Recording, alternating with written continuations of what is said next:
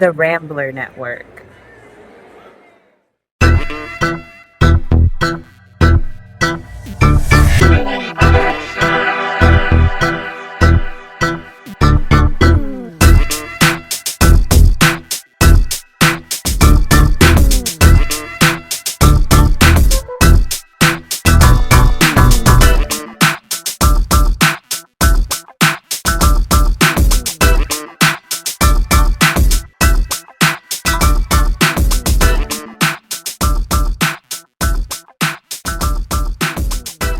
Hello, welcome back to Casablanca.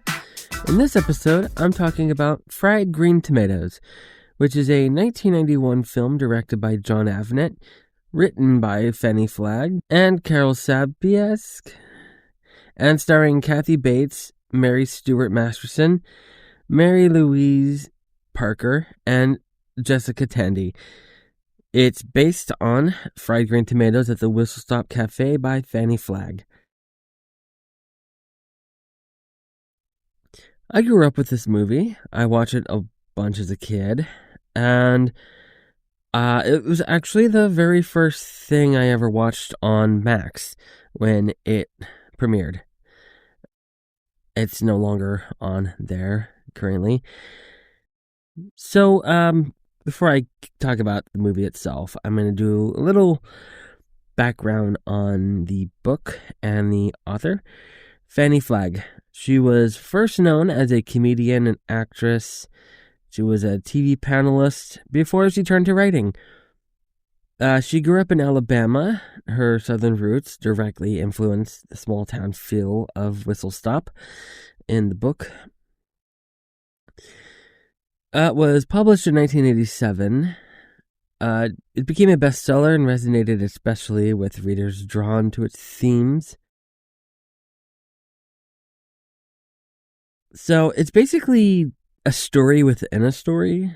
It alternates between Evelyn Couch's 1980s midlife crisis and the 1920s and 1940s world of Idgie and Ruth. The book was very progressive for its time, especially in portraying same-sex relationships with subtlety rather than shock value. It wasn't marketed as a gay novel, but readers picked up on the subtext instantly. So, when it was turned into a movie, Universal, they were a bit hesitant. The studio didn't know how to sell a story centered on older women without a major romance or spectacle. They moved forward largely because Flagg's involvement and the director's passion for preserving the book's tone. So, Kathy Bates, she stars as Evelyn Couch. This was before misery made her a household name. Jessica Tandy is Ninny Threadgood, the older woman that tells the story to Evelyn. And Stuart Masterson and Mary-Louise Parker, they star as Idgie and Ruth in the flashback scenes. It was slightly softened for the movie. It turned the romantic gestures into close friendship moments. Which is, I guess, typical of 90s mainstream filmmaking at the time. Despite that, audiences still connected deeply with the emotional honesty and chemistry between the leads. The film became a hit, earning Oscar nominations, and lasts to this day as a comfort classic. Basically, even without open acknowledgement in the movie, the film's coded romance became a landmark for LGBT viewers, and helps it become a cult classic today.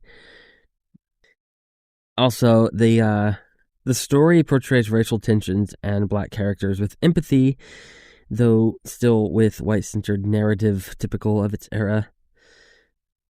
So, the legacy of the film really lies in its sincerity and humanity. It's a film about people being seen, even when society tries not to see them.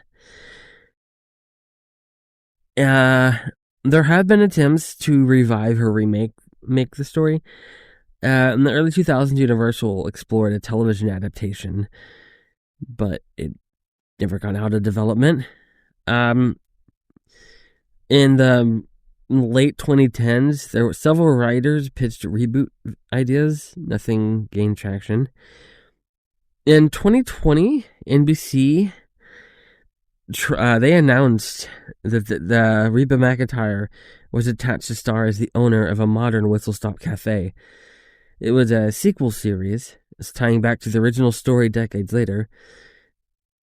It was meant to be both a continuation and a new generation's take on community and resilience. However, the project quietly stalled by 2022, and there's been no update since. I think these failed attempts reflect on how the story's magic can't easily be bottled. Like they're trying to recapture. It's like the magic comes from the perfect blend of tone, casting, and sincerity.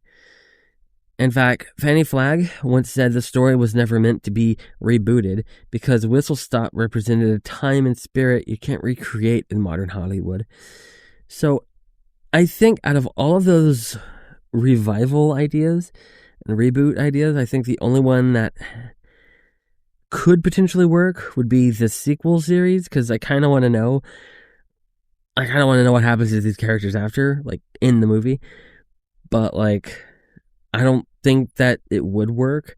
There is a sequel to the book, but it came out more recently, and I don't know if it's even canon, so I couldn't find anything on it.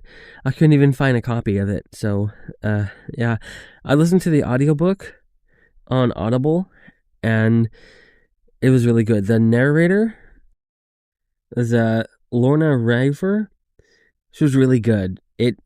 With her narration, it didn't feel like you were listening to a narrator. You felt like you were actually listening to someone tell their story.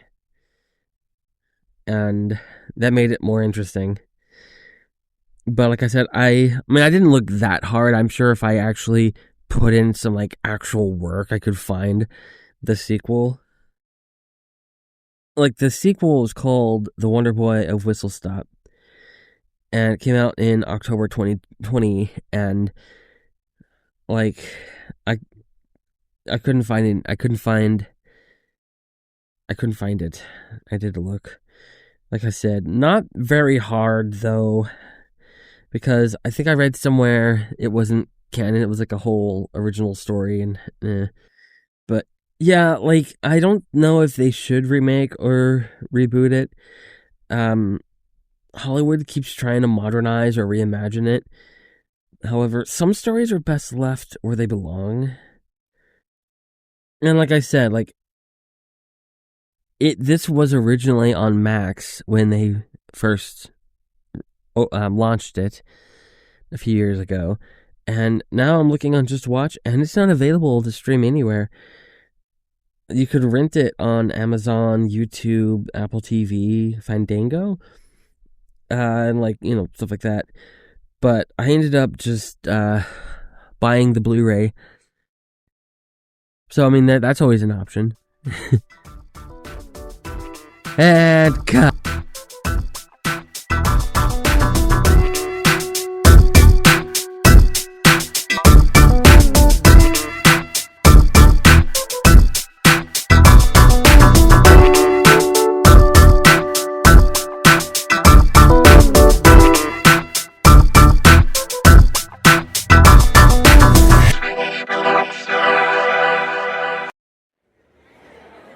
The Rambler Network.